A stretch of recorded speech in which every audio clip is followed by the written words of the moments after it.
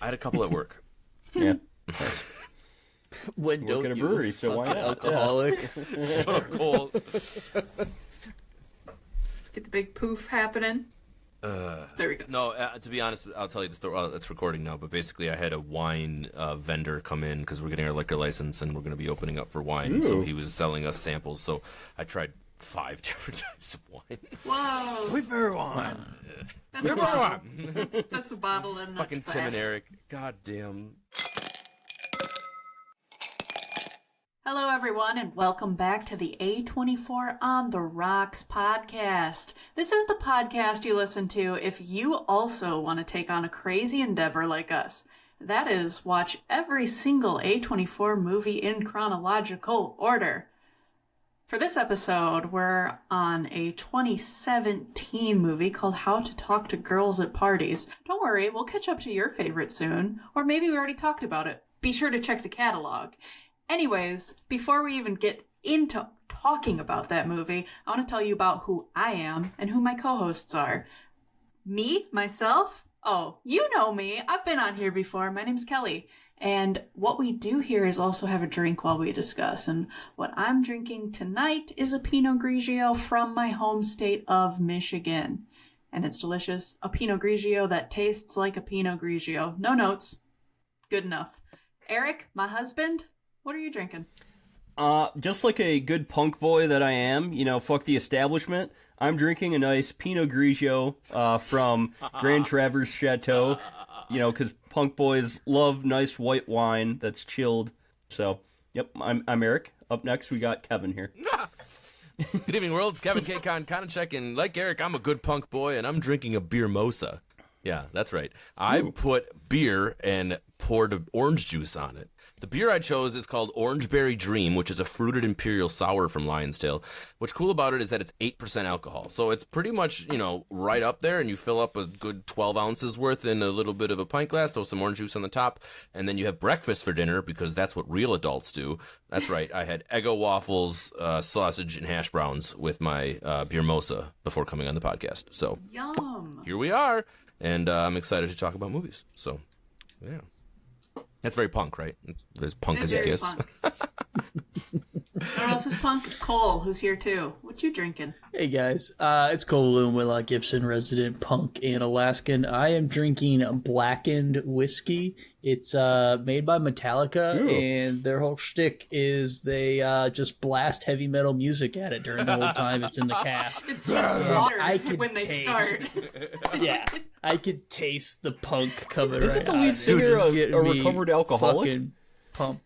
Yeah, who cares? Not anymore, obviously. What if who compared Metallica to punk?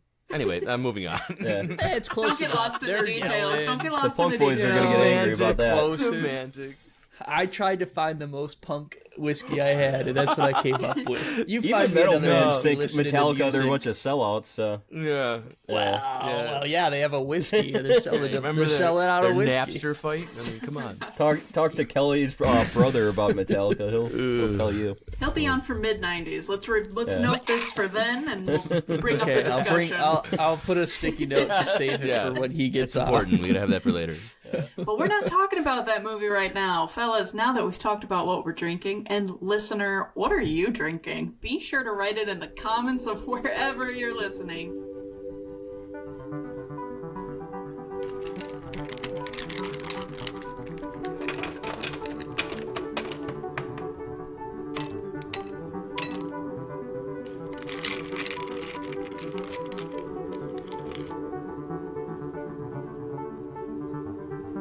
A24 on the rocks. Anyways, we're moving on to the actual movie discussion. How to Talk to Girls at Parties is a 2017 science fiction romantic comedy film directed by John Cameron Mitchell, who also co-wrote the screenplay with Philippa Goslett, and the movie's based on a short story by renowned author Neil Gaiman.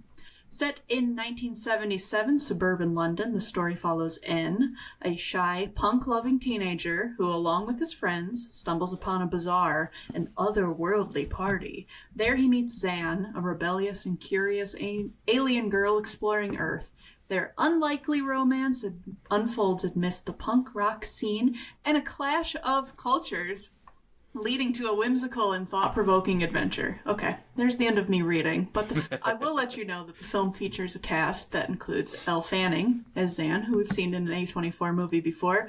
Also, A24 royalty is Nicole Kidman as Queen Boadicea, who, if you guys are somehow able to see me, that's who I'm cosplaying as in a way for the recording of this episode. We also have Alex Sharp as N, as recently made famous by Three Body Problem on Netflix, which is one of my faves. Ruth Wilson as P.T. Stella, and Matt Lucas as P.T. Wayne. This is a lot of our cast. There's a lot more than that, but those are the ones I wanted to call out right now. You guys, when you hear about a movie called How to Talk to Girls at Parties, did you think that it would be anything like this? Cole, let's hear first impressions from you first. First impressions was, man, I really wish I had watched this movie when I was growing up in high school so I knew what to do at parties. And then I watched it and I was just like, no, this is definitely 100% not what I expected. Yeah, I had no expectations coming in of what the heck I was about to see. Did not look up anything and thought it was going to be just some kind of like funny punk thing, and then it just got real latexy and weird. That's true. Yeah. Kevin? Absolutely. I'm trying to think of what my brain was trying to compare it to. I was thinking maybe like Bling Ring or some of these other maybe teeny bop type of dealios, maybe not Spring Breakers. I don't know. I was definitely thinking anything other than what we got going into this for sure. And even throughout the film, I didn't really harken back to the title too much. I mean, yeah, the party was kind of a focus point for me, but it was also, once we got into it, I kind of abandoned all preconceived notions that I had. I treat this one just like all the other A24s, where I don't look at the trailer and I don't look at a description other than what you read, the very brief one that's on the list of A24 films, like the one sentence one that says whatever it is. I often look at that because I have to see what's coming next because I'm not capable of keeping a schedule. But I digress. Yeah, no, I had no idea what was going on, honestly, and it was cool to be just jumped right in off the deep end. It was really cool. I liked it. Yeah. Eric, do you know how to talk to girls at parties? No, I listened to a lot of Andrew Tate to figure that out. I'm just kidding. Wait, didn't you Fuck two that guy, meet but, at a party? No. We met at a bar right, fine. through a mutual friend. But I liked it to been a party. Yeah. But No. Punk rock party. It was a party. This would have never happened. But Eric. Yeah, I was deceived by the title of the movie, and then I did read I think the 2-sentence plot, just saying it's about this boy who falls in love with an alien basically. So I don't think I even knew that it was going to be in the 70s when we started watching, and I definitely was getting okay, I knew Elle Fanning was in here, so I thought immediately we're going to go back to our manic pixie dream girl trope that we've talked about in the past. And obviously, this is trying to be a period piece too about late 70s British punk. So that was a surprise to me too. Yeah. I remember while we were watching it, I said to you, are they trying to make a manic alien dream girl right now? Yeah. That's what I was thinking. But I do want to talk about the director real quick, because I know Eric and I watched a previous movie of his. So John Cameron Mitchell, he also wrote and directed this movie called Hedwig and the Angry Itch. Cole or Kevin, have you heard of that movie before? No. Harry Tell Potter. us a little bit about that movie. I know Hedwig from Harry Potter. That's all I got. Yeah. Well, it's a musical, and it's about a German rock star basically, and she's the leader of this band, and it's kind of like a musical exploring being a drag queen as the leader of a band wasn't in East Germany? Yeah, I think? It's during while the wall is still up. Yeah. And they're trying to escape from east to west. It was this weird, complicated story of this political ties and music and sex changes and rock and roll. And it made a lot of sense when I saw that this movie was also from the same director. Yeah, it's up there with, I would say people that like Rocky Horror also really like Hedwig and The Angry Inch too. And before we even get further into this movie, I wanted to touch on Rocky Horror, a well-known cult classic, which wasn't exactly well received in theaters. And this movie, I noticed, also was not well received in theaters. In fact, I found a BBC article who saw them at... Okay, here's where I'm not pretentious, is I don't know whether I say Cannes or Canes Film Festival. Cannes. All right, Cannes Music they wrote Festival. about it from Cannes and said the title of the article was, "This is one of the worst films ever made." In May 2017, Nicholas Barber wrote this, and talking about the whole Manic Pixie situation, said, "Yes, this is the pathetic science fiction trope wherein a magical woman is spellbound by the first ordinary human male she meets." The Cannes crowd apparently... It's got to be a lot more French. Cons. Cons. They apparently booed, they laughed, and they walked out of it. So, Kevin, let's say you're watching this movie. Would you have booed, laughed, and walked out? I laughed. Definitely laughed. I did not boo. And I didn't walk out because I was sitting in my computer chair. But I will say there were at some points where I was tempted to pick up my phone and scroll a little bit and look at some things. Maybe that's just my attentiveness or lack of their attentiveness. But no, I definitely wasn't the worst movie ever made. That's for damn sure. I laughed. That's the most important thing, I think, right here, is I enjoyed my viewing of it one way or another. So for better or for worse, that's my opinion on it. That's fair. Eric, one of the critiques of this movie as well is that the way not to make a cult classic movie is to set out to make a cult classic movie. Do you think that they were trying to do this when they made... That puts my brain into pretzels. The way not to make a cult classic movie is to make a cult classic movie. Yeah. Okay, yeah, well, I think, the cult classic movies that we now know, they were made earnestly. They weren't trying to make a cult classic movie. Right. Do you think that How to Talk to Girls at Parties was intentionally saying, let's make it a cult classic? No, I don't think so. No. I think this is going to be my critique of the film. It was campy, but not purposely campy. And I think that they were accidentally campy. And in the 70s and 80s, there's a lot of films that were like they were campy because they had very low budgets and bad visual effects at the time. And now that's kind of beloved. And today we have films like, I will even say Maxine or X, that are purposely trying to be campy, and you can tell it's very purposeful. And I don't think this film was trying to be purposeful in its camp. Cole, you're a science fiction fan. What did you think about the twist of this movie? Did you see it coming? Yeah, no, I definitely didn't see it coming. I do love a good science fiction and aliens and all that stuff. Yeah, definitely kind of came out of left field. I was I will say it kind of like hits you with like a ton of bricks when it does come, because you're following these like kind of, awkward teenage London, kids as they will go to like a punk show and they're looking for the after party, and they show up at what they think is the after party, and you're like greeted with a bunch of people wearing latex clothing and a lot of nipples thrown at you. And it gets quite odd. I mean, there's like a good 15-minute like montage of just what the fuck is happening. And meanwhile, I'm watching this with headphones on in like the living room as my partner Amanda's like reading a book, and she just keeps looking up and looking at me and is like, "What the fuck are you watching?" I'm like, I don't know yet. And I don't know if I'm going to find it. And then, an hour and a half later, he's like, I still don't know what I'm watching. Yeah. I will say I thought it was quite comical how they take the spin of the aliens invading Earth type thing, and or how they like kind of get introduced and whatnot. I also do enjoy the three like boys is the three like main, I guess they're not the main characters, but they're like the Ed, and Eddie that carries you through it. Yeah. My favorite was definitely John, who was like the bigger guy, and he's just out there and he's like, I'm going dancing. Yeah. And he just starts with his third nipple. With his third nipple, just having a great time, say living nurple? in the moment. Third nipple. Yeah, you did. Yeah. He did. Yeah.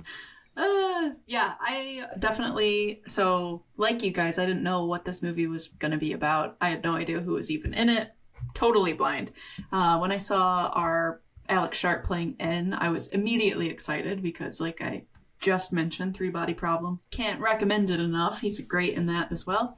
But this movie started, and as much as I like a punk setting, as much as the 70s is a decade I really like, I was like, oh, I just watched Green Street Hooligans not too long ago. I've seen a story really similar to this. And then the house party came.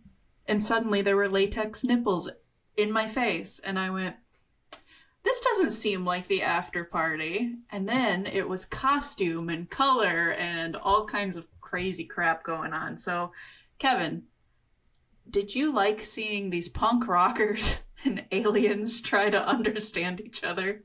I did.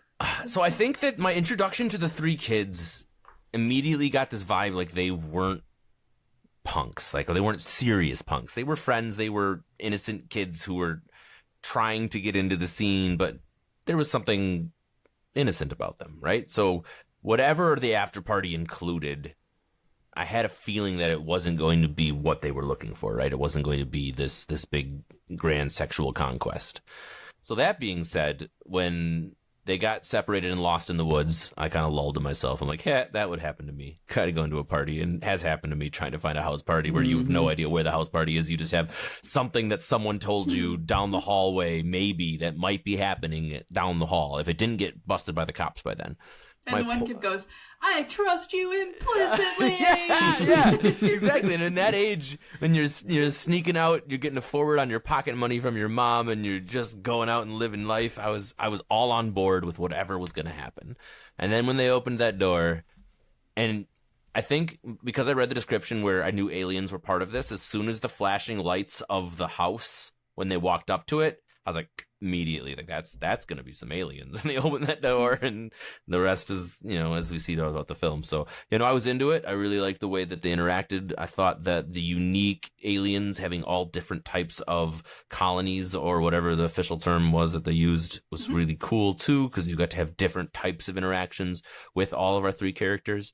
And you get each of them did something different with all of the different types. Like, there was a whole bunch of different interactions with all the different types of aliens, and I thought that was unique and different and cool. Well, I don't know, unique and different, but I enjoyed it. And the idea that they were punks, but were not punk enough to just be like, fuck you and leave. They wanted to be part of it and experience whatever the hell they were into. Showed their innocence, right? They had probably never been to an after party before. They had no idea what their experience was supposed to be like. So that's why they opened the door and were like, yeah, let's go. Not knowing what the hell they were about to get into. Yeah, and that's that. They're sweet young punks. Exactly. Sweet young punks. Yeah, and they have a certain aspect of rebel love, one might say. Yeah, Eric, exactly. Speaking of rebel love, En and Zan are both rebels in their own kind of ways. Do you kind of want to touch on that? How are they both, like, rebellious to the culture that they live in? I think that En, his friend with the blonde hair, what was his name again? Vic. You could tell that both of his friends were a little bit misogynistic, especially Vic. They were making misogynistic jokes, and he was kind of more reserved. He didn't like that, and he seemed like the social justice warrior of the three punk guys, and he actually meant it. I think he actually believed in these things. But then you go home and you see that he is actually a little bit more of a reserved. He wants to fall in love and find a girlfriend. That's kind of a big driver of his character. I think he's a bit of a hopeless romantic and a bit of an idealist. And at that time in late 70s, Britain / the British punk scene, you could tell he was surrounded by a lot of nihilists. So it was almost like he was even a bit of a rebel within his own scene. But then he was also rebellious against his mom, and I guess, larger Britain at that time, which was slowly delving into conservatism and Margaret Thatcher. He was obviously rebellious against the crown, and he was rebellious against the political state of the time too. And then on the other end, Zan, she's rebellious at these traditions of her alien race, and she doesn't think they make sense. She wants to not be so modest and reserved like her other alien partners are, and and she wants to rebel against all these traditions that her race has, put forth throughout generations and generations, which I think is just kind of, they've made these traditions so that they could live and survive. So it's almost like a survival technique that her alien race has lived through over and over again. But then she's like, well, what if we can do this another way? What if we can survive in another way? And she's a rebel because she questions the traditions of her own alien race. So I would say those two, yeah, they're definitely rebellious in their own right. I kind of like how our main character, N, though, he's I would say actually more of a complex character. How cool is the nickname N for the name Henry also? Yeah, I like that, yeah. But, radical. yeah, I would say he's even a rebel within, like, his own friend group and scene that he's in, too, which is kind of a cool thing to see, so. What do you think of, like, his graphic novel? Well, we didn't see it. Are you talking about his fan fiction? He has a graphic novel called Virus, right? That's his fan fiction zine. Virus. That's his zine. It's a zine, yeah. Yeah. That wasn't the graphic novel is what he wrote at the end, right? Sure. Yeah. But Because the zine, he's cool idea for a zine. Yeah. Neil Gaiman, right? Yeah. Right. Yeah, Kevin, do you know about Neil Gaiman? I do actually. Let's hear about him. So Neil Gaiman is legendary. Ask me about Neil Gaiman. It Neil was Gaiman, written all over your shirt and hat. very and legendary today. graphic artist who's most famous for his graphic novel Sandman. Sandman is well regarded as probably, I don't know, the best Sand. I mean, it's very, very, very, very, very good. I have a copy of the Netflix show, which was based off of the wonderful, quite elaborate Spider-Man graphic novel. villain. Listeners, go look up Sandman by Neil Gaiman, and you won't be disappointed. It's quite wonderful. And I did not know when I was watching this film at all that this was based on a short story by him until I started doing my research. And then I look at the very last scene when he's signing the book, and I'm like, holy shit, he's just straight cosplaying Neil Gaiman at this point, which was great now that I think about it full circle. And this was just basically a biography about it, must have been, he wrote the short story. Anywho, he's well-renowned, quite famous, very good. Go look up his work. I really enjoyed finding that out after the fact because it made me enjoy this film even more, just knowing that it was based off of his work because I'm a big fan. Yeah. So. I'm a big fan from reading, he has a book called Stardust that I picked up while we were on vacation once, and I just tore through it in a weekend. It was a really good story. And he's good at, for me, and in my opinion, he's good at writing a good romance between a man and a woman. And I think that it went beyond some of the tropes that people want to say that this movie might show. Once I saw that it was based on a short story by him, I was like, that's why it didn't piss me off. There was a certain amount of soul behind it. And I wonder if it was found in what was just a 17-page story, apparently, is all that they used to make this movie as well. Anyways, I'll come back into the movie now. We do have to mention, though, that he's had some troublesome accusations lately, too. So, look into that yourself, listener. If, before you go read any of his work, just look into that yourself and make your own decision. Yeah. I mean, I had no idea. So take whatever I said with a grain of salt. Yeah, after a quick Google. Yeah, apparently he has had some questionable stuff. Yes. I think it just bears mentioning if we're going to, tell our listeners to go read them. That's fair.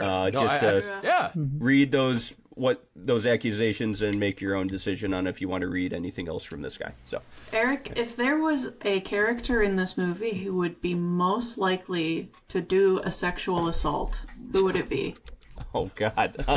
What? What? At the start of the film, I would say Vic. And why would it be Stella? Why? Yeah, I was going to say the Stella's. Oh yeah, I mean technically, they. I mean, I don't think what they're doing. They don't even know that it's sexual assault, which actually doesn't excuse it. But yeah, they're doing it. They think that they can. So, all right, this is a weird thing about this film. Here we go. It's good to the They give birth to other people or duplicate themselves by giving people or they give birth to other aliens or duplicate themselves by giving people prostate massages. That's their thing. If they give somebody a prostate massage, they can duplicate themselves or give birth to more aliens. So they do like a little mitosis. It's not just the prostate. Just to make a man. Is it more than that? I mean, yeah. Well, I mean, they did it to a woman, and a woman doesn't have a prostate. Oh, yeah, true. So it's just putting a finger in a butt. That's some probing, probing in general. Oh, just some alien probing. You know, that's what aliens do. Pop culture. We know that. Yeah, that's fine. For sure. We've all been there. I mean, my answer to your original question, though, it would have been Vic, because he seemed very, like, he had a few, like, very toxically masculine, misogynistic jokes at the start that you could tell that N did not like. He, like, literally stood there, like, what the fuck, man? You know? Yeah. But then you can tell Vic, he then goes into the alien party, gets a prostate massage or a probe, and he has, you could tell he's probably never been with another person before, and then he kind of slowly discovers himself sexually throughout this film, and obviously, at first, let's just stick on him. At first he's scared though, scared or angry, and that's like his initial reaction. But later something, he develops. So yeah.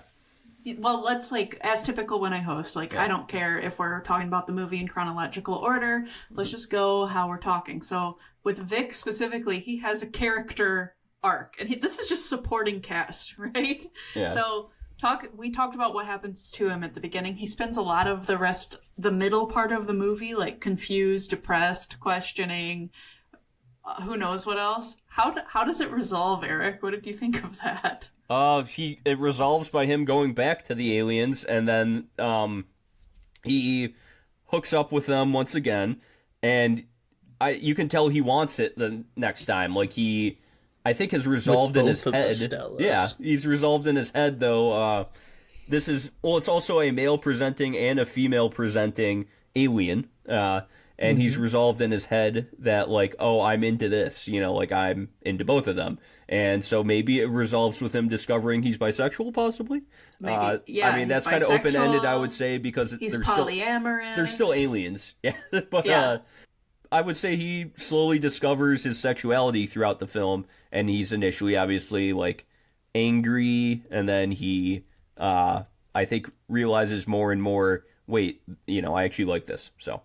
I should drop all this hate and anger that I have inside of me and welcome it. Welcome the hate and anger. Welcome the feelings I'm actually feeling.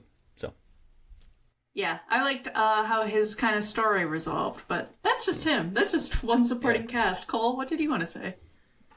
Well, I just want to say, why were all the Stella scenes so long? They felt like they went on for a very long time, every single time.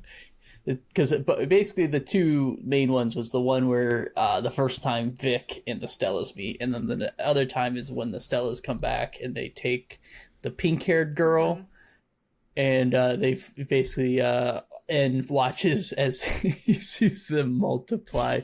But man, I felt like all of those scenes just went on for a bit. Well, clearly you just weren't in the mood to see them. I guess not. I can't say that I felt they were long, but I was confused by this film over and over and over again. It just threw me for a lot of loops. I'm like, okay, now we're over here. There's a psychedelic scene after too many alien species. Zan and N, start singing during the punk scene, and then it delves into the psychedelic scene, and then it goes back to the real world, and it's just. I don't know. It throws me through all these loops here, and it confused me constantly, I would say. Well, yeah. I'm gonna bring us back from the psychedelic scene and everything. I want to stay at the house party for one more question, which is to Kevin. So let's say you showed up to this house party. Out of all of these, you don't know that they're aliens yet. They're just color-coordinated people doing different things in the house. What room, what color of outfit people are you hanging out with? I think I'm going to be like John, and I'm going to be gravitated to the dancing, singing, blue latex, spinny people. I think that's exactly what I'd be doing. I'd be absolutely enamored by the new type of music that I never heard before, and I would just be singing and doing all of those things. So I'm following John on this one. He had the right idea. That's awesome. And we later kind of find out that these colonies and the symbols and orbs that we see during the movie all kind of represent a different part of the body. Yes, they wait until the end of the movie to kind of explain that to us, and they were missing a heart, which is what Zan becomes. But like for the blue group to be the voice when they spent the whole time singing and everything, I was like, that makes sense. The really anxious purple people are the mind, the people in white that are the priests are the soul, and everything like that. Cole, did that, I imagine, so Eric already said he was confused about all of this the whole time. Cole, with your sci-fi background, were you questioning the whole time? Did you sit along for the alien side of the ride? And did you wish that this was explained to you earlier in the movie? Yeah, I was going to say, like, I did not realize that each of the 6 subsects were a different Totally part of the news body to me. Kelly until just the talking right there. I was very like, what? end. What do you mean? What are you talking about? No, I had no fucking clue until this moment. Oh, no. So no. Answering for Cole, no fucking clue. I didn't know either. Yeah, Wait, until Eric, you didn't know No. either? What the shit? Yeah. Oh, God. Yeah, I just thought, man, they're the blue guys, like, you know, they're over there doing their thing. The yellow ones are like just Thought they like were hanging aliens. out in the kitchen, and they're just, you know, I thought it was like a class system. Like the white ones were the leaders, and the yellow ones were kind of the Why would you losers. think that, The blue Cole? were just there. Oh, hey. I mean, now that you mention it, the color coordinated stones matching up with the colors of the people Oh, yeah, the makes Stellas, sense. the pink is sex. Yeah. Yeah. Yellow, But, what's yeah, yellow? it just- Individuality. Yeah, the red is the Individuality. body. Yeah. Like the Yeah. red is like the physicality, like muscles, etc. I know you didn't ask me this question, but if I went to that party, I would be following N to the kitchen and being like, I'm gonna go over here, and then I'll find the really like socially awkward aliens hanging out in the kitchen Yes. having a little kumbaya, and I'd be like, what's happening over here? You guys seem not scary and approachable. Okay, so you guys, I feel like now I have to say as well. Earlier in the movie, we're shown those orbs that represent all the different colonies, and then we have this like. Were we shown earlier? Yeah. Because I don't remember that. So Well, there's the dream. Yeah, Was it that was was it pretty shown during the early. dream? It was pretty early. Didn't it open it was. with that? It opened with it. Yeah, Okay. Eric thought it Sure was still did. part of the credits or part of like the opening sequences. Yeah, I He's like, honestly we're thought it was like a supposed to production know- company thing. Yeah. Like a graphic. Yeah, Yeah. yeah. Fucking So there's right over my head. Also, Pretty colors. so the yellow orb, which is where I feel like a fucking crazy person, where Zan comes from. Fucking crazy. There- Tell me about these aliens that visited you, Kelly. There's a black virus that sits on it at the opening of the movie, and if you guys have seen how viruses like break into cells in biology class or whatever, they sit there and they probe it. It's Yep. very suggestive as well, but that's Quite. how this starts. So sensual. That's what I thought find they were out going that- for. I was like, N writes this zine that's called Virus, and his hair looks like the character who looks like the thing that they make the virus look like. And he infected her at some And point. he with infects the her, little- and now we have Yeah. a green colony, which we didn't have before, so that's a whole thing as well. A for anarchy. A for Pretty anarchy, crazy. can you I believe missed so it? many things about the end of this film. Jesus. Green colony? Where the hell did that come from? That's at the end. Well, the kids. Come on, the The kids, children. Oh, I mean, I When- know about them, but they had a different color? Oh. When Zan and Yeah, they were Ed first green. make out, like after her eyes start sparkling green, and that's shown a few times. And Oh, yeah, Yeah. it's the meant to be incomplete like sexual acts, she's as pregnant. she says. Yeah, Yes. We I did not incomplete realize- sexual acts. that's her getting Her eyes impregnated, were- I guess, were with a green. new race of aliens. Yeah. So, That, all right. we talked Alien for a long time. I'm gonna, like the movie, jump from Alien to real life, and the fact that real life is late 70s punk England is just kind of awesome too. Imagine if it was any other time or place, this wouldn't even make sense. But I'm gonna jump to real life because, Eric, with your musical background and knowledge, Do you think that Queen Boadicea was full of it, or was she well connected and a real punk rock queen? I totally believe that she might have met all the people that she was talking about, for sure. I also totally believe that these famous bands might have, started in a smaller place and then they got signed to a record label and then went off, I think she owns the warehouse that's in, and she's definitely had a lot of punk shows there. So, I guess she could be lying for clout, like, oh, I knew the Ramones before they were big, I knew the Sex Pistols. But I think at Metallica. It's Metallica. That would be San Francisco Cole, but yeah. She didn't say that. But yeah, like, I don't know. The reason she could lie is so that maybe she could convince more of these younger people to come hang out at her warehouse and do things for her, I guess. But I don't know. I believe her. I don't have any reason not to believe her. So, and I totally believe that, bands, after they get signed, they'd probably go off and stop hanging out at the once local hangout that they once played music at. So, the Ramones were in New York City, though. So, but, like, they probably went over to Great Britain to play because, as is common, rock and roll in the United States definitely translates to Great Britain and London, and a lot of bands from the United States go over to London to play. Jimi Hendrix was famously much bigger in the UK than he was in the United States when he was alive. So, yeah. There you have it. Kevin?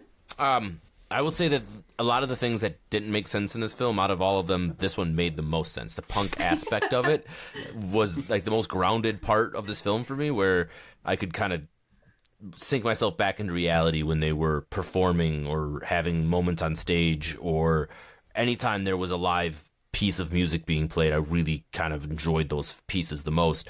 To answer the question you asked, Derek, whether or not I thought she was legitimate, I think she did. I honestly feel like she had this huge motherly quality about her that was like, I want to protect all of these kids, but I also want to make a buck for myself, and I feel I've been wronged, but I'm still sticking to the punk.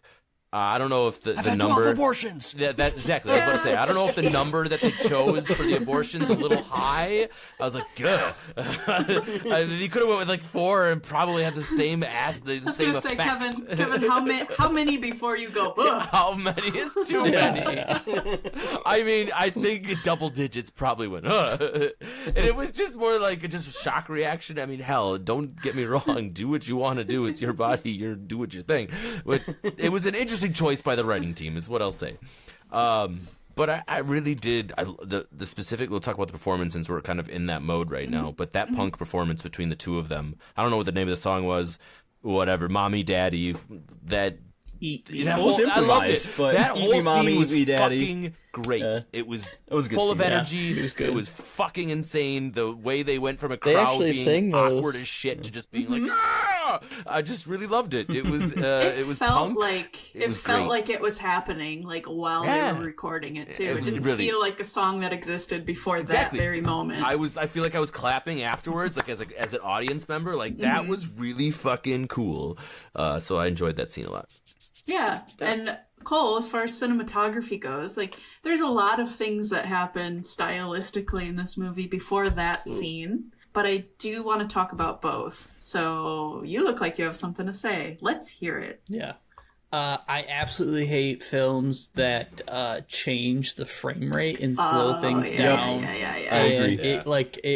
It gives me a headache watching it. In the beginning of this film, I honestly thought that there was something wrong with the recording that I was watching. Because I was like, is this what it's supposed to be? Because this is killing me. There's just no camera that can snap as fast as they're moving while they do punk shit. Same thing. I thought my computer was lagging. Every I was time. like, this is an artistic choice, and it ain't it.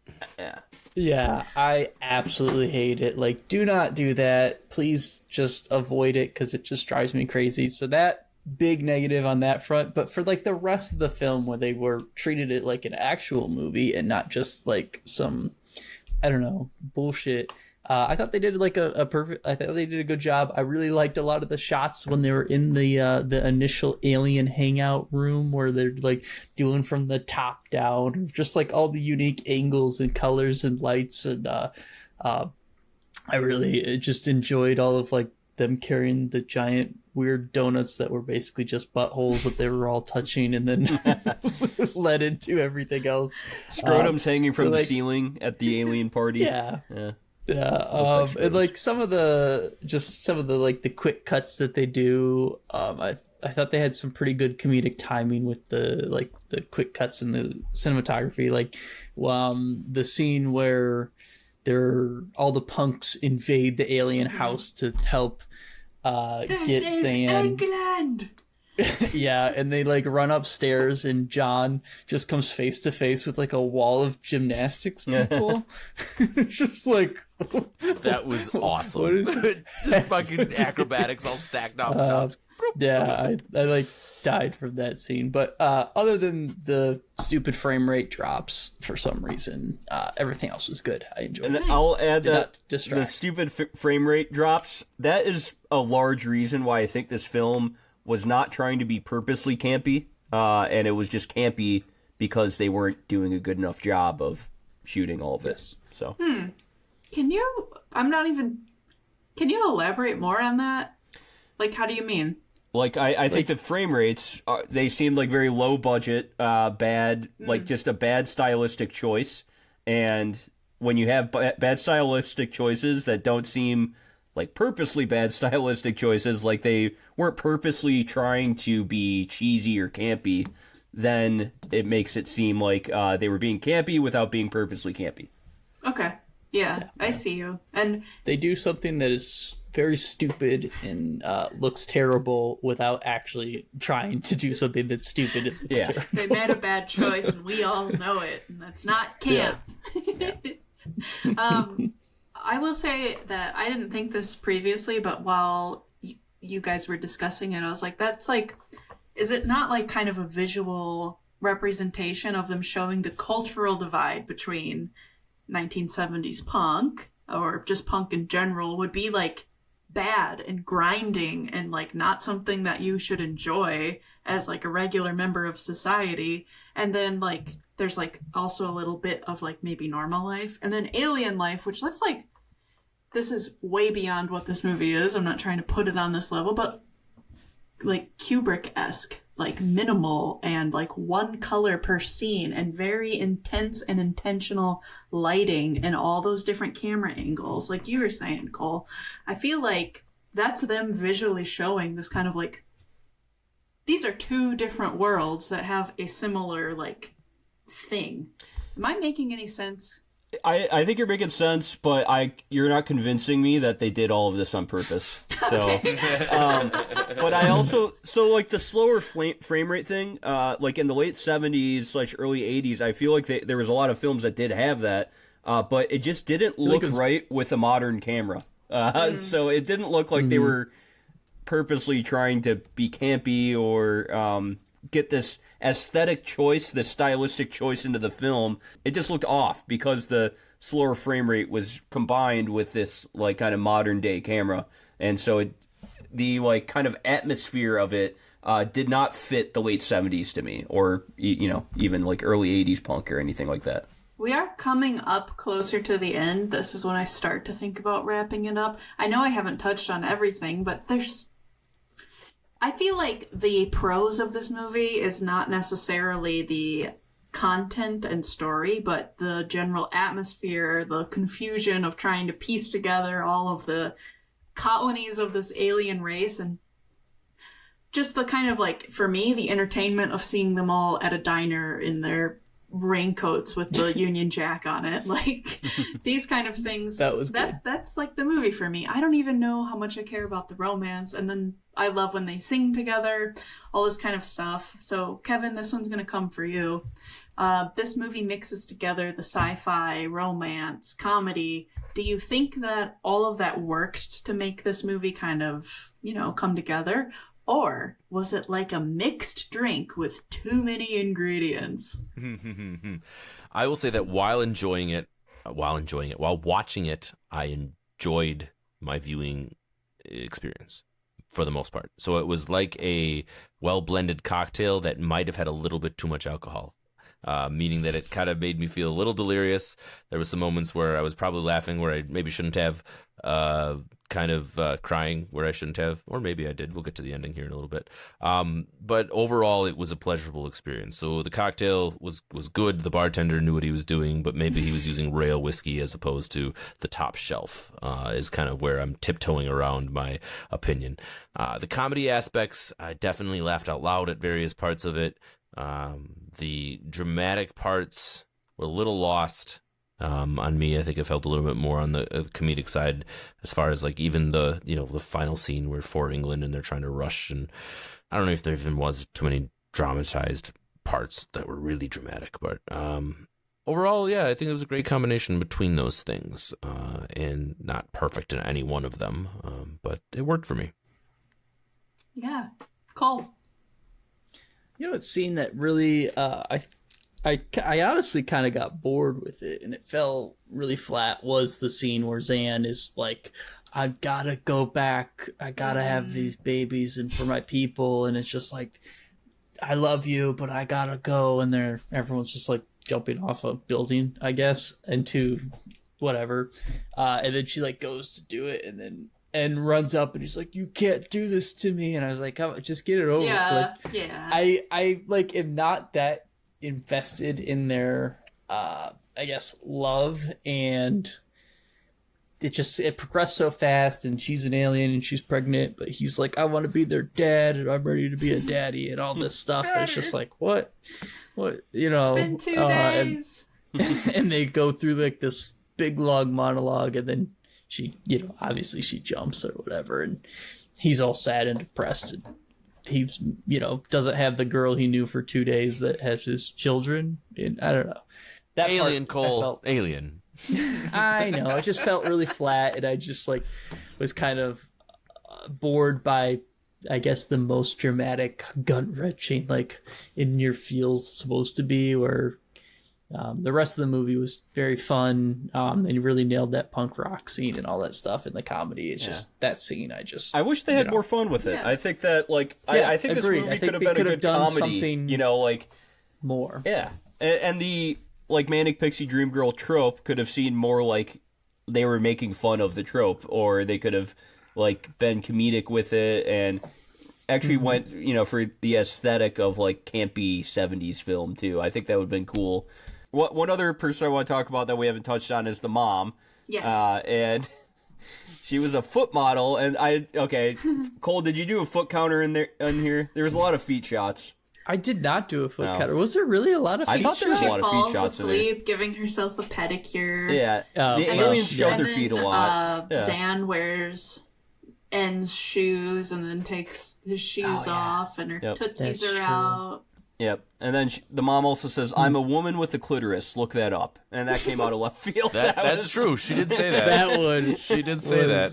Yeah, I was like, yes, great. Queen, go off. Yeah.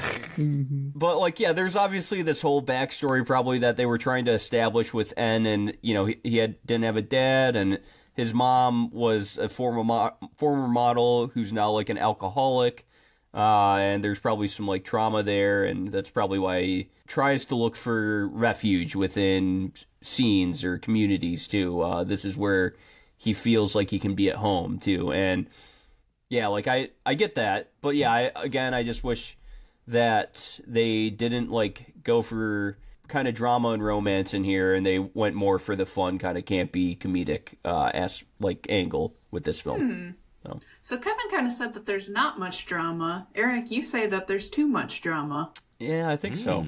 I don't know. I think they try and make it feel like there's drama when there really isn't. I guess romance too. That's what I'm talking about too. It's they were trying to really go hard with the Zan and N kind of romance angle.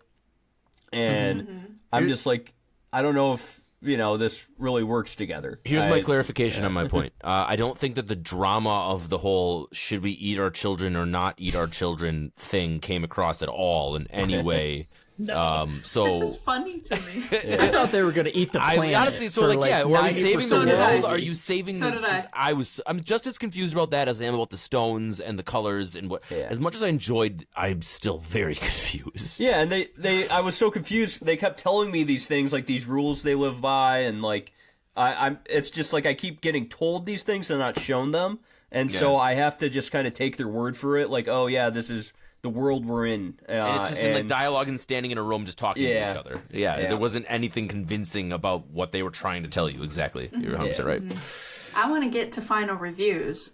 Do you guys have anything you want to say before I tell the audience how we do this stuff? Soundtrack was fun. I like punk rock. I did like the soundtrack. The soundtrack was great. Yeah, soundtrack. Guys, I'm cool. going to say something crazy about the soundtrack. What? I think it's the best one in the A24 universe we've come across so far. I mean... Oh, so far. That opening track for this entire movie, I was bouncing. I yeah. was really feeling it, and then it really lasted I throughout the don't rest of the disagree. movie. I really liked it. It made me want to watch Green Room again. Yeah, Green Yeah. Room was Yeah.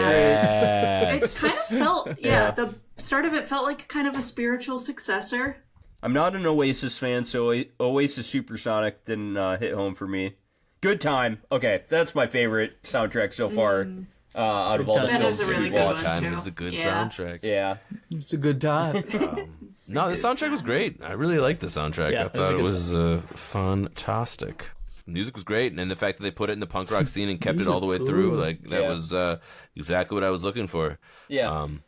One thing before I forget, did anybody take any Scott Pilgrim comparisons on some of this? Did it feel like that to anyone else? Just from like not the Pixie Manic Dream Girl bit, but just more like the guy against the world, and just felt like, I don't know. I got the music and the bright colors. I can see it, but I didn't feel it. Yeah. Yeah, I definitely can see it. N is significantly less funny than Scott Pilgrim to me. So it's good. Yeah. Yeah, I also think they didn't. Scott Pilgrim does a great job of like really leaning into like the over the top and like visuals Sure, and stuff like like that. really while I going feel into like this as a one- graphic Yeah. novel based, as opposed Yeah. to like Yes. And where this Exactly. movie kind of pulled that in was right at the opening scenes or opening like kind of credits where they had like the really like nice typography like handwritten over the scene like opening scenes. If that continued through, I would get more of a Scott Pilgrim influence. Gotcha. When you say it, I feel it, but I didn't think it at the time. I was getting more Rocky Horror Picture Show. Which is aliens good, yeah, that it's are good kind of compar- like punk right that with a are bunch of makeup on in a house bunch, party yeah, right. wearing makeup and doing sex. Never seen that movie. Really? I need to. Okay. Yeah, I haven't. Let's talk. I want to talk about the ending real quick before I get to my review. Just like the last scene, with the fast forward into the 1990s, when he's signing the book that he wrote based on that. When the kids showed up, I immediately just was emotional. I honestly was. For whatever reason or another, I was immediately hit. Maybe it was the whiskey that I was drinking. I don't know, but I was. I don't know. I was really touched. I liked the way that they brought it all together and showed that even after everything that she told her progeny all about this guy and the way that she had an experience, and he wasn't just the first random local that she ran into, but He's the reason she won't eat them all. it really took just all they said was, we want to start a band. And I went, oh, that's all it took. Like, it just hurt because it was just like, that's just so simple and so... It's a big so band. just- No, I don't know. Maybe I felt like a big softie. It really probably was the whiskey, but I definitely had a moment to myself and really enjoyed the ending. I even kind of texted Eric. I'm like, thanks for bringing me into this because I like the ending. He's like, oh, you watch Long Legs? Like, no, I watched the Girl at Parties. So the ending Well, really 'cause touched me I one think way you or were trying another. to tell me it was like a surprising ending, and No, or sorry. that's what I got from what you were No, saying. it was just more I was like- like, I guess it's surprising. No, yeah, no, with no. I didn't see it happening from the start, but yeah. Yeah, I'm no, with so- you though, Kevin. They didn't have to include the ending bits for this to be a complete story, but it makes it better and more worth it to me to show it in the future. And it's like this cool, well, the Neil Gaiman, I don't even know how to pronounce it, and I think it's confused Gaiman. anyway, It's so I AI, won't pronounce it yeah. right anyways. A-I-M-A-N. But to tie his like influence into it like that, and also to give us a resolution, and the fact that we know that these babies who can't exist as humans for their actual birth do come back and they want to meet him, and they all have tears in their eyes. Yeah. So it was so cute. The to miracles me of too. interjaculation. Didn't have to show it. Right. Yeah. Eric or Cole, anything you want to say before we get to reviews? I guess, yeah, aliens popping in and out of bodies. That was kind of cool. I guess they could ride people. Yeah. The way they seamlessly did it too, that was a cool editing There technique. was like creative things in here. Like there was definitely creative parts in here. I just don't think they carried it home for me. So a lot of unwritten alien rules. Couldn't quite figure out what was going on. They were just told to me, not shown, and it was just like, okay, I guess this is a thing in this universe now. And then, they weren't told to you. They were actually shown to you, not told to you. The exact opposite, Sometimes. Right? Sometimes. I think a lot when of the mom changed to an alien, my first reaction was, "Oh shit, she's been an alien this whole time." That's what Eric said. And then turns out it wasn't, and they just bounced. And it took me till the child for me to realize what was going on. But then later they explain it, like riding people. Yeah. Riding is funny too. Yeah. But yeah, that is a cool little like aspect of it. Yeah. It's like there's kind of cool alien rules in here. I just wish, I don't know, they just did a bit more to, like kind of establish this world for me. So. Yeah. If you could have more alien or more punk rock, how would you teeter the totter? That's hard to say because it's just like I think it could have been effective as like a 70s British punk rock piece, but if it wanted to be more campy, like I'm talking about, then I would say more alien stuff. Like I vote more alien. And then I know what you would vote and I'm for. leaning towards more punk because I want it to be more like raw and visceral and like grungy and that side of things. So It's like the 70s punk rock is like a background, kind of like how in Rocky Horror the music is like it does establish a style of the film, but the film is more about like what happens in, is it Frankfurter? Yeah, Dr. Frankfurter's mansion. It's more about what happens in there and all the crazy rules and just world that it like happens in there. And the music is just like, oh, this is like this time we're in, you know? I mean, it was shot during that time though too, so it's not like we were calling back to another time. Yeah, exactly. So actual 70s as well. So that's might have to interesting, review right? Rocky Horror during Halloween season now. we probably should. You've spoken it I'll into be ready. existence now, so it needs to happen. All right. Yeah, and I haven't seen it, and I need to read It's a it. cult you classic. do. So All right, check us out in October. Well, no, Yep. check us out And before then- that, but And then I will probably require you guys all to go to a actual like theater shadowcast of the movie as well, because that's a whole I'd 100% experience do too. it. I'm down. I bet you somewhere in Alaska they have a Rocky Horror viewing slash. Got I to. do not doubt it at all. Take your bush plane and fly over. At least Anchorage. Anchorage would for sure, and there might be in Fairbanks. We have, before we get to reviews, everybody, just so you know, when we do our reviews, we're going to rate this movie A to F24 on the scale, including E's. But before we get to that, we do have a theater in Detroit that does a Rocky Horror Shadowcast every single month, and then also puts a little twist on top of it, like a cocktail, and like we'll put, say it's like March, then they'll add like a little St. Patrick's Day theme. Or they'll throw a Christmas theme in, and they just like take it a little bit further. The fact that movie is that much of a cult classic is crazy. So, that said, we're gonna move on to our reviews for this movie, and I'm going to break tradition, and I'm gonna go first. Because we are talking about so much Rocky Horror Picture Show, I'll say that while I was watching this movie, that I felt like was the old father or young grandfather of this movie without the music in it. I think that out of a lot of the A24 movies that we've watched recently, there's so much, and you guys know that I like a dramatic movie. I like a dark movie. I like a lot of these kind of themes, but I also really enjoy fun movies. And this movie for me, it tickled my funny bone. I thought that it was a really fun, wild ride. I thought that the romance was just all that I needed it to be, not too much further. I think that there were a lot of really good quotable moments. I already said that the soundtrack is probably my favorite that we've gotten to so far. I honestly, when I think about it, I was in the middle of it and I went, where's the A24 vibes?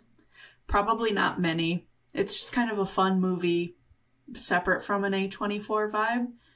but it is just my kind of movie. And as we were discussing it further and further, it's gone from one rating to another in my mind's eye. I feel like I've been talking a lot too, and I don't want to talk anymore. I have many thoughts about this movie. It just tickled me. So I know that it's not a well-rated and loved movie, and I usually avoid that kind of stuff, but for me, it is. And I'm going to give How to Talk to Girls at Parties an A24. Whoa. Whoa. We just lost 10 subscribers. I'm just kidding. Excuse me. No, trust me, there's some A24 fans out there that are right with you. Especially in the A24 subreddit, yeah.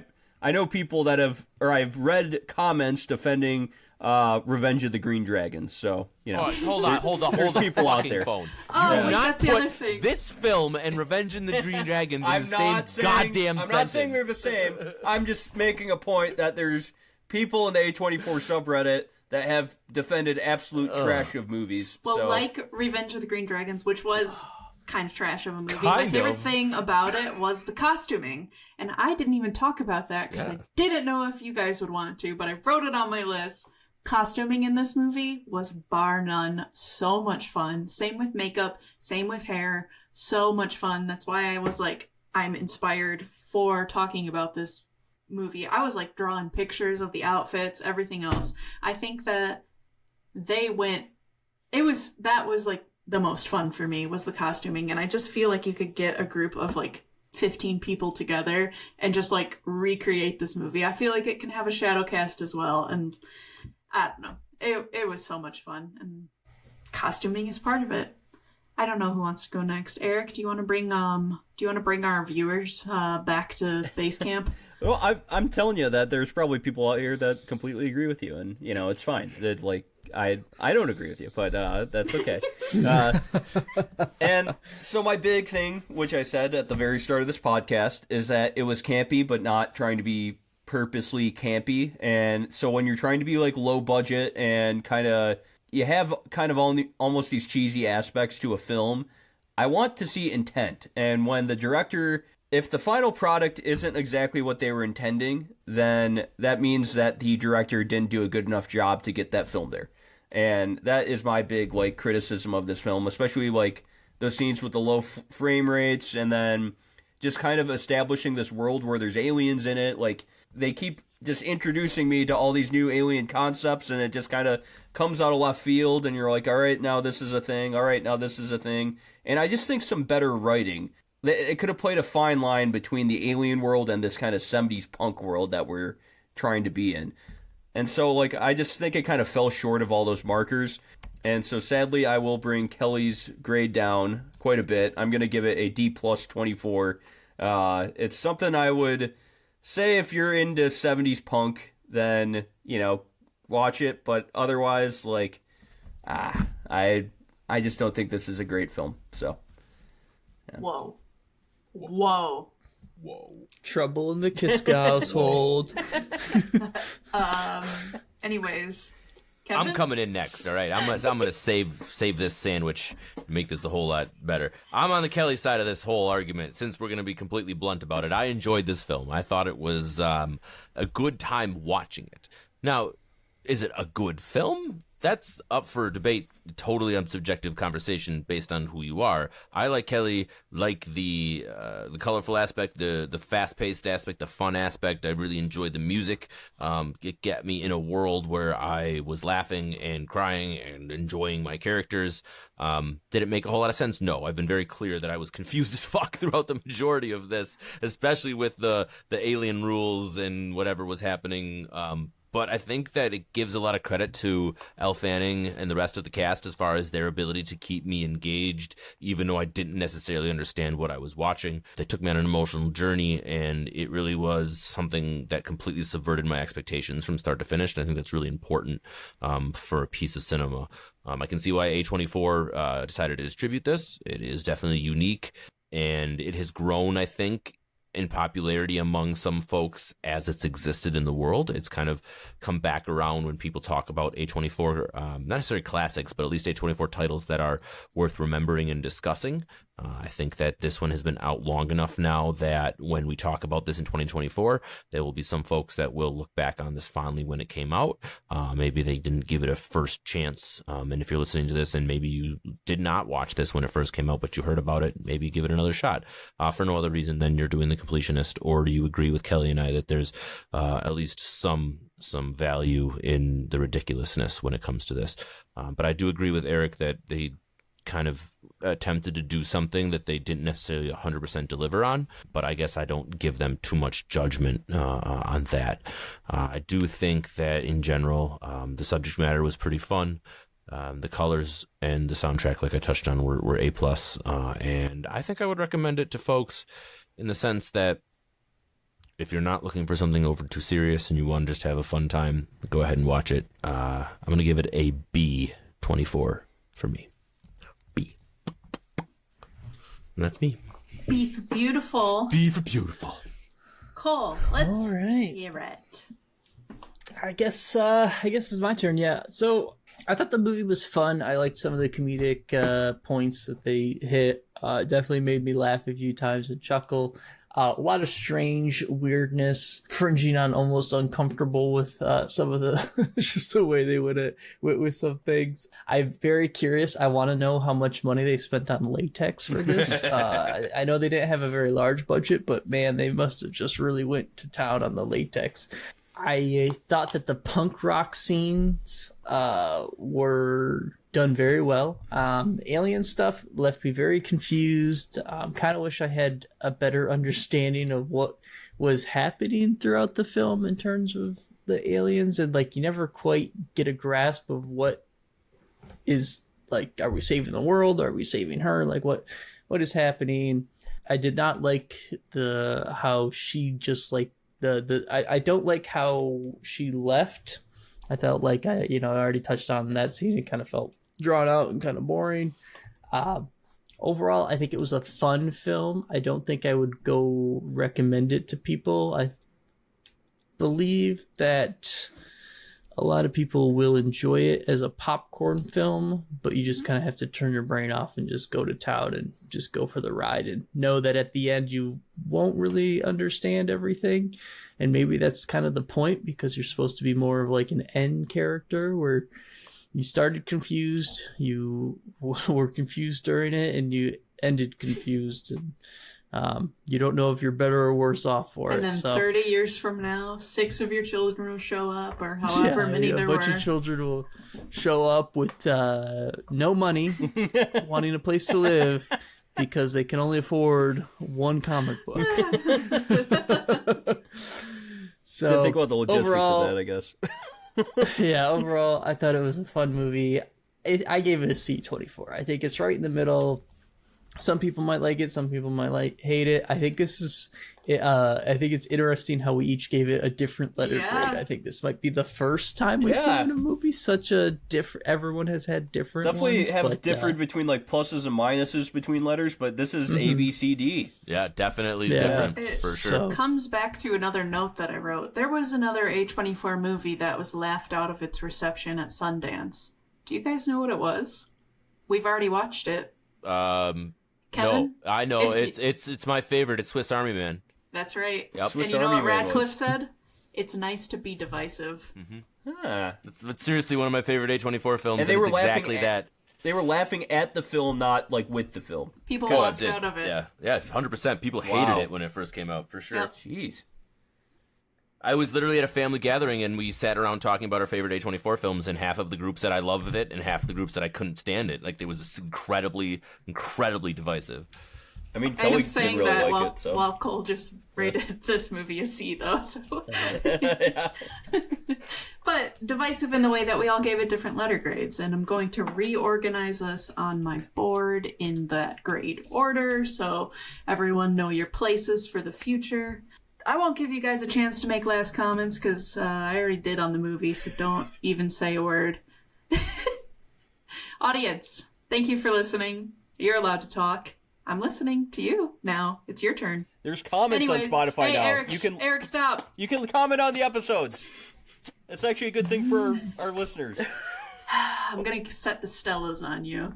Whatever happens afterwards. I'm giving something to our listeners. I'm telling you can comment on the episodes. The Stellas are going to give you something too, buddy. Well, Listeners, thank you so much. We really do appreciate you. Eric said you can comment on Spotify now, so go ahead and do that. Comment wherever the heck you are. Eric makes a lot of reels. He works really hard on them, so please enjoy them. You don't have to do anything else. Just like them. And just like it yourself. You don't even have to press the heart icon. As long as we know that you like it, we'll feel it in our souls. So, once again, thanks for listening. Rate us wherever you are. And live a good life. And be good to your parents if they were good to you. Your parent teachers. Oh, yes, As parent this movie teachers. would say. Yes, very or good. else they will eat you. Okay, that's all I have to say. Okay, bye. God save the queen!